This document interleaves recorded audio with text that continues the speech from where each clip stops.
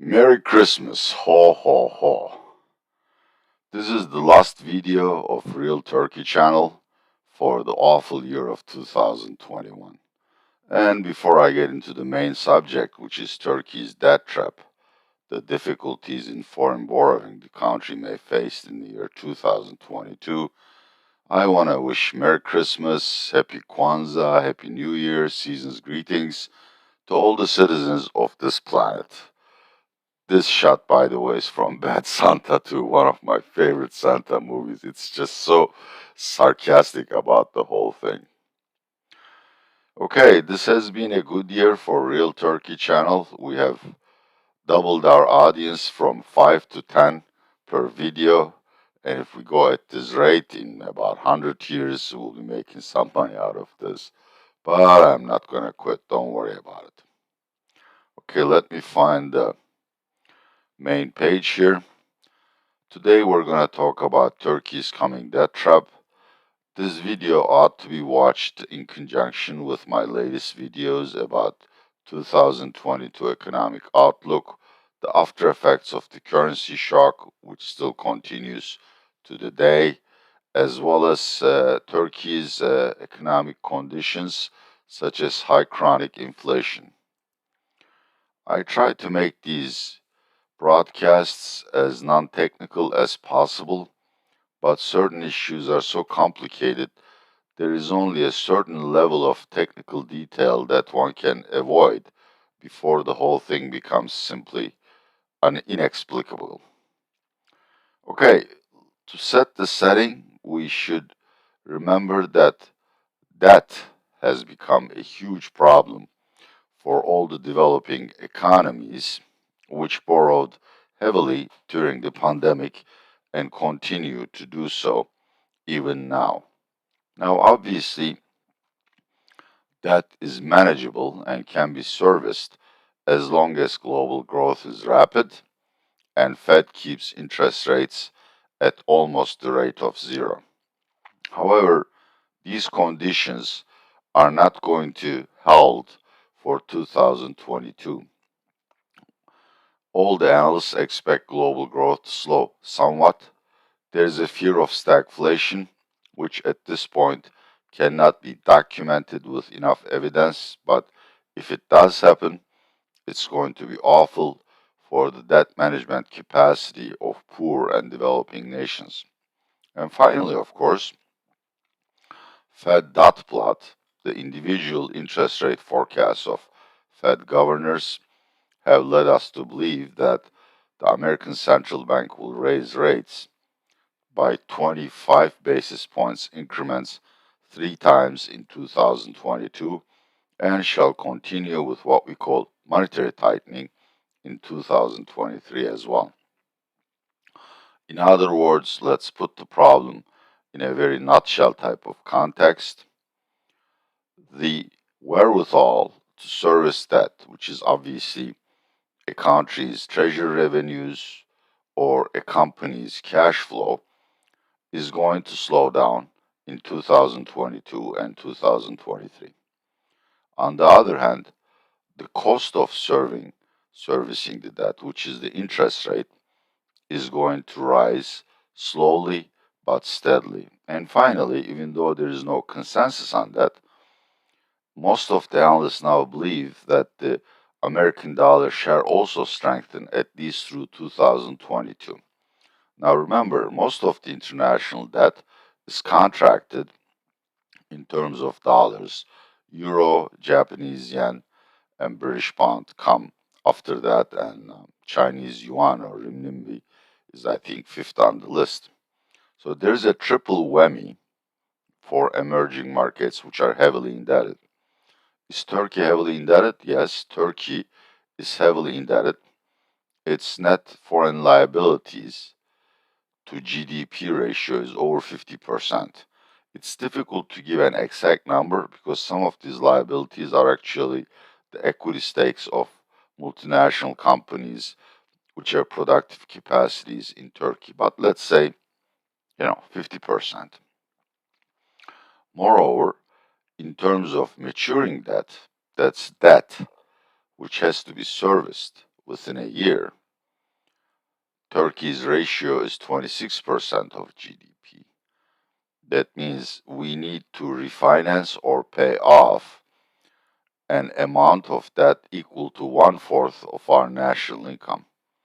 To put the figures more specifically, in the next 12 months, maturing debt in FX terms, dollar terms, is currently $170 billion.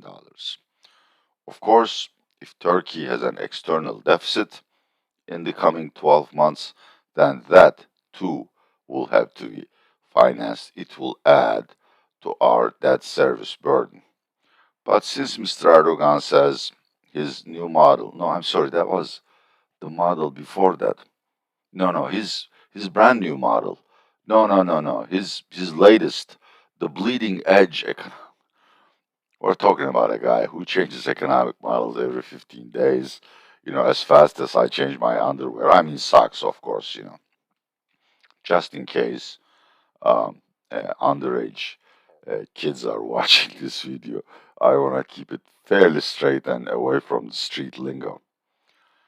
But honestly, Mr. Erdogan's economic plans and their ever changing nature is a major question mark on Turkey's ability to pay its debt because the previous model emphasized continuous currency weakness, that's a cheaper Turkish lira, so our exporters can gain a competitive edge over their rivals in international markets. That way, Turkey will produce external surpluses, which means we'll be selling to the world more than we buy. And of course, that will bring in hard currency, more than we pay out to the external world. And of course, Erdogan reasoned that if there is a surplus of hard currency in the spot market, that will drive the value of the foreign currency vis-a-vis the Turkish lira down, i.e., Turkish lira will appreciate. And since Turkey also imports a lot of goods, more than it exports, the Turkish lira price of imported goods will go down. So see, one stone, too many birds. We switch from a credit-dependent growth model to an export-driven growth model. We generate buttloads of foreign currency, so Turkish lira appreciates, and hey, we solve the inflation problem since the Turkish lira prices of imported goods will go down. Tiny problem, I'm sorry, it didn't work. Turkish lira started sinking like a Led Zeppelin. It went from 10 against the dollar to 18 in the short span of 2 weeks. All of this is in my past videos. So within a month, we changed our economic model. The new model is called exchange rate protected Turkish lira deposits. There is really no simple acronym for that, unlike Americans who call their president POTUS, for instance. We're not in the habit of shortening things. So this exchange rate protected TL deposits is a simple scheme. If a Turkish saver keeps her money in Turkish lira deposits at a given interest rate, the government promises to make up the difference between this interest rate and the appreciation of the dollar. It's probably best to explain with an example. Atilla Yeşilada, who is the loving presenter of this video for Real Turkey channel, invested his life savings into 1,000 liras of Turkish lira deposits with a 1 year maturity. So at the end of the year, he's going to get back his 1,000 liras plus 150 liras in interest, 15%. But let's assume, for the sake of convenience, that Turkish lira lost 20% of its value against the dollar at the time of the maturity of my deposit. In that case, the dollar's rate of appreciation is higher than the interest rate I was promised, and the government promises to make up the difference. So 5% will be added to my interest gains to jack it up to 20%, which means the government will have to pay me or the bank where I hold my deposit 50 liras. Now, I want to stop here for a second so that you can think through the implications of this crazy scheme. It's crazy because unless you are China, there is no way Mr. Erdogan can control the exchange rate, simply because we're in a flexible or variable exchange rate regime.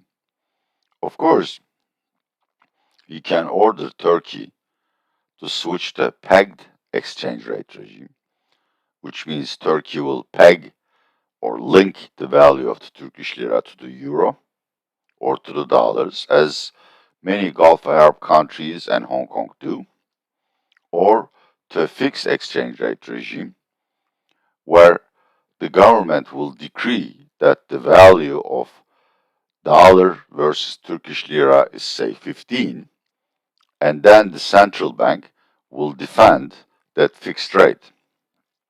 Now, we're not China.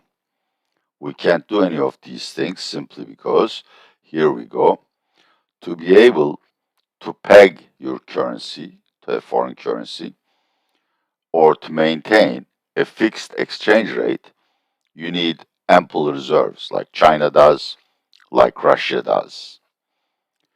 Let's look at our reserve chart. Sorry, this is in Turkish, but the red line is effective here. It is central bank's net foreign currency holdings less swap transactions, which is a money market operation, really. It is already at $37.3 billion. So, even if Turkey were to switch to a pegged or fixed exchange rate regime, there is simply no way to control the currency because the central bank doesn't have the ammunition to scare investors who want to sell Turkish lira short.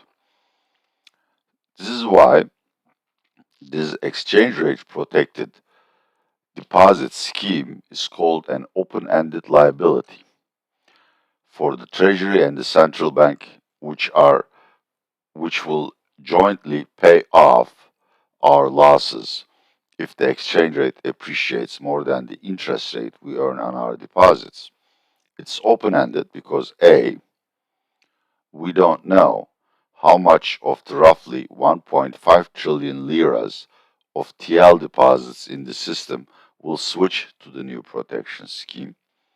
Two, we have no certain way of controlling our exchange rate, which means if the Turkish lira continues to depreciate at that rate, the liability of the Treasury and the central bank may exceed their cash balances or their effective reserves. Is there any reason to believe that the Turkish lira will continue to depreciate? Yes, simply because currently the central bank's interest rate, called the policy rate, is 14%. But yesterday, we received the consensus forecast for December inflation, which will be announced on 3rd of January, and it is like 29%. So the real policy interest rate is already minus 15%. And of course, the deposits protect me against the appreciation of the dollar, but they don't protect me against the inflation. Let me illustrate with an example because this is very important. Atilla Yeşilada goes to the bank, deposits 1,000 liras at an interest rate of 15%. It is protected against exchange rate fluctuations. Let's say Turkish lira loses 20% against the dollar, but over the same period, Turkish CPI inflation is 25%. Well, I get compensated at a rate of 20%, but I have still lost 5% of purchasing power because inflation is higher than the rate of currency depreciation. This is something Mr. Erdogan hasn't understood. Why is that important for Turkey's debt payments? Well, Turkey has already a very low credit rating. It's called a junk bond. Both are sovereigns and corporates. And now, as far as the sovereign, the treasury goes, foreign investors who may be willing to buy our government debt have no way of calculating whether the treasury will be able to pay back its debt simply because it has pledged some of its revenues to pay off this exchange rate protected TL deposit scheme. How much of it has pledged? No one knows. Maybe Allah knows, but He won't tell us. This is why one of the key indicators of a government's ability to repay its debt, called credit default swap premiums, which would protect the buyer of Turkish euro bonds against the potential default, have risen to over 600 basis points. And here is the chart. All of these charts, by the way, I am really sorry, I should just provide links as to which source I have stolen, plagiarized these from, and I shall start doing so the first thing in the new year. But this is from a Turkish author whose blogs are being published in our Turkish website called paraanaliz.com. As you see, Turkish CDS premiums for 5-year protection is over 600 basis points, which, according to Bloomberg, makes Turkey uh, among the countries, among the 10 top countries as far as CDS premiums go. This means a lot of foreign investors suspect that Turkey will default at some point within the next 5 years. Is that a realistic threat, and how does that affect our ability to borrow? Let's look at some quotes here. I think um, I have shown this table in one of my earlier videos, but it's so critical that I wish to repeat it. This is from Reuters. Reuters journalists claim that they have spoken to foreign banks who lend to Turkey, and some foreign banks review or scale back Turkey exposure, which means they will not refuse to lend to Turkey, but they will reduce the amount they lend to Turkey. Let's look at another one here. This is from Mr. Napier, who goes as far as claiming that Turkey doesn't only face external debt default, but if it does so, it could affect the stability of the European financial system. And here is Mr. Adam Tooze, a blog writer I like very much, who explains the scheme. And here is, well, I haven't put the entire quote here, but Tim Ash, a good friend and also a senior strategist and Turkey expert, says, in effect, all this just increases dollarization, as the deposit base is either in FX or now FX linked. What he says is essentially there is no difference left between Treasury's domestic liabilities and foreign liabilities.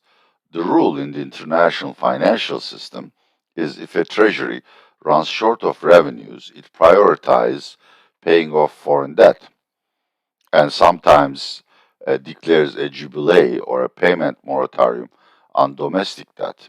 Why it does so? Because if it doesn't, then it becomes Argentina, meaning that it will be cut off from international credit markets for years to come.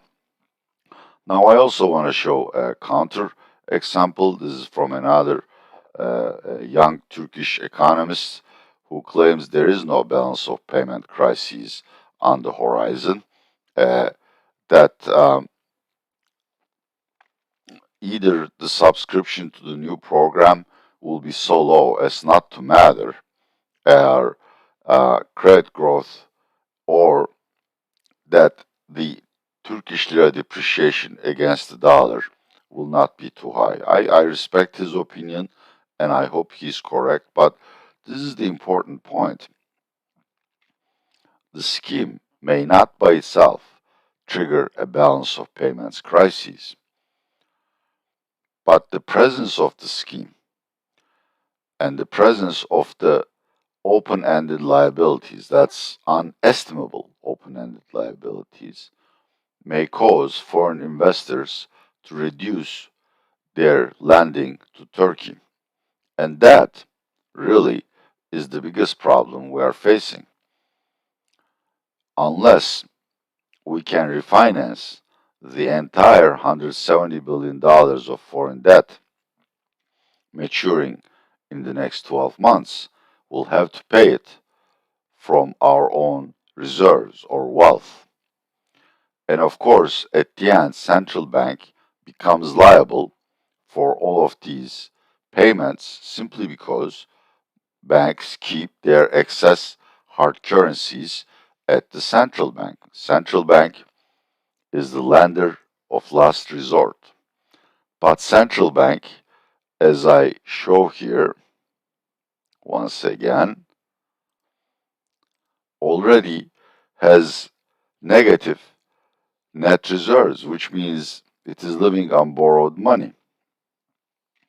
So what happens at the end is that it's quite conceivable Fed rate hikes, further policy mistakes by Erdogan, and of course turmoil in emerging markets, which is now the more likely scenario according to most of the analysts I read, combine to make it difficult for Turkey to borrow abroad.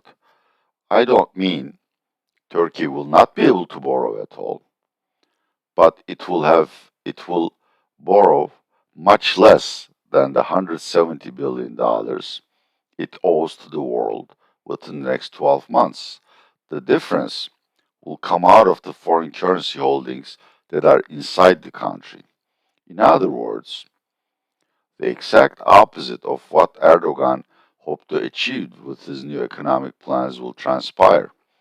Instead of having a hard currency surplus because we are exporting more than we are importing, now we have again dearth of foreign currencies because our banks and companies are paying off their foreign debt with the foreign currency in the country. Results: even faster depreciation for Turkish lira, which will stoke inflation. And banks will not be able to extend credit because some of their loans to Turkish borrowers are financed by these foreign borrowings, which will in turn reduce capital investment and employment. So once again, Mr. Erdogan's innovative policies, he calls himself an economic genius, has created the possibility of default for some of Turkish debt, which would have been unimaginable 2 years ago because of Turkey's debt ratios looked so low. What do I think at the end? Will Turkey face default? Definitely not. I don't think so. But thinking in terms of these extreme scenarios compels us to miss the forest from the trees. And the problem is not being able to borrow enough to finance Turkey's growth and the loan demands of Turkish businesses and individuals.